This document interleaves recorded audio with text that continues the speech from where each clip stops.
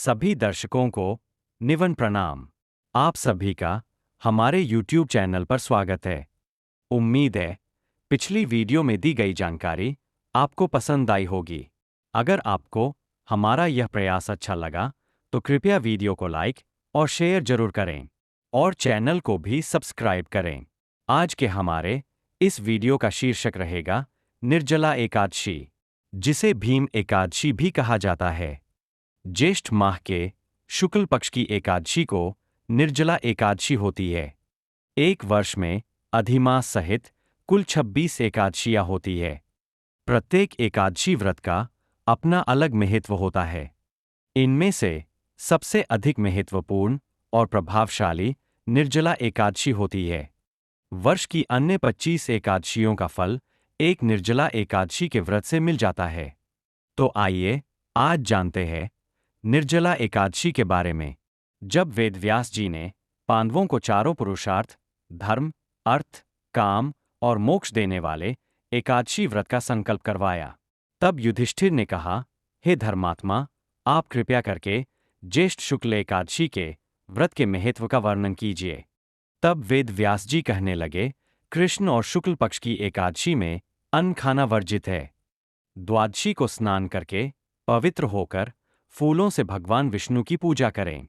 पहले ब्राह्मणों को भोजन कराएं और बाद में स्वयं भोजन करें। यह सुनकर भीम बोले, पितामह, मेरी बात सुनिए।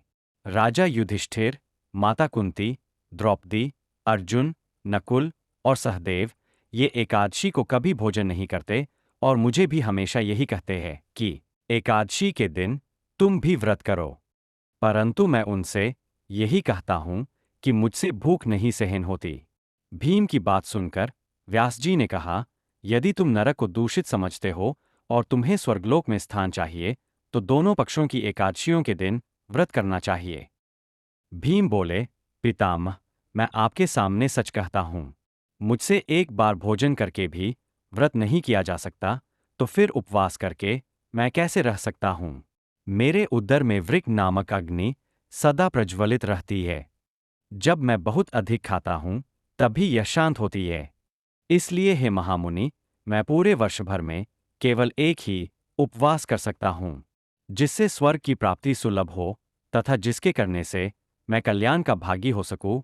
ऐसा कोई एक व्रत निश्चय करके बताइए, मैं उसका यथोचित रूप से पालन करूंगा। इस पर व्यास जी बोले, ज्येष्ठ माह के शुक्ल पक्ष में जो एकादशी हो, उसका निर्जल रहकर व्रत करो। केवल कुल्ला या आचमन करने के लिए मुख में जल डाल सकते हो, उसको छोड़कर किसी प्रकार का जल मुख में न डालें, अन्यथा व्रत भंग हो जाता है। एकादशी को सूर्योदय से लेकर दूसरे दिन के सूर्योदय तक मनुष्य जल का त्याग करे, तो यह व्रत पूर्ण होता है। अगले दिन प्रातः काल में स्नान करके ब्राह्मणों को विधिपूर्वक दान करें। ब्राह्मणों को भोजन करवाने के बाद स्वयं भोजन ग्रहण करें। वर्ष में जितनी एकादशियां होती है, उन सबका फल इस निर्जला एकादशी से मनुष्य प्राप्त कर लेता है। इसमें तनिक भी संदेह नहीं है। भगवान कहते हैं, यदि मानव सबको छोड़कर एकमात्र मेरी शरण में आ जाए और एकादशी को निराहार रहे, तो वह सब पापों से छूट जाता है।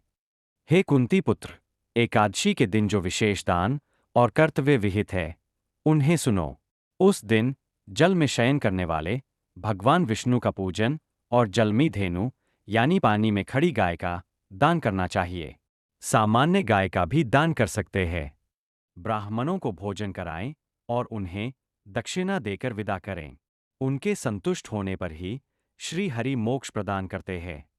जिन्होंने श्रीहरि की पूजा और रात्रि में जागरण करते हुए इस निर्जला एकादशी का व्रत किया, उनकी आने वाली 100 पीढ़ियों को परम धाम में स्थान मिलता है। निर्जला एकादशी के दिन अन्न, वस्त्र, गौ, जल, सुंदर आसन, कमंडल तथा छाता दान करने चाहिए। जो सुपात्र ब्राह्मण को जूता दान करता है, वह सोने के विमान पर बैठकर स्वर्गलोक जाता है।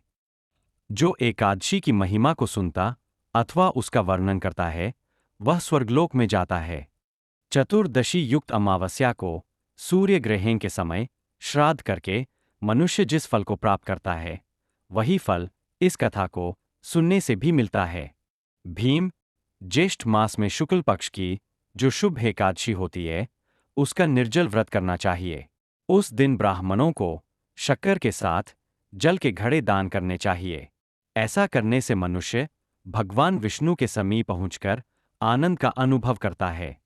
इसके बाद द्वादशी को ब्राह्मण भोजन कराने के बाद स्वयं भोजन करे। जो इस प्रकार पूर्ण रूप से पापनाशिनी एकादशी का व्रत करता है, वह सब पापों से मुक्त हो आनंदमय पद को प्राप्त होता है। यह सुनकर भीमसेन ने भी इस शुभ एकादशी का व्रत आरंभ कर दिया।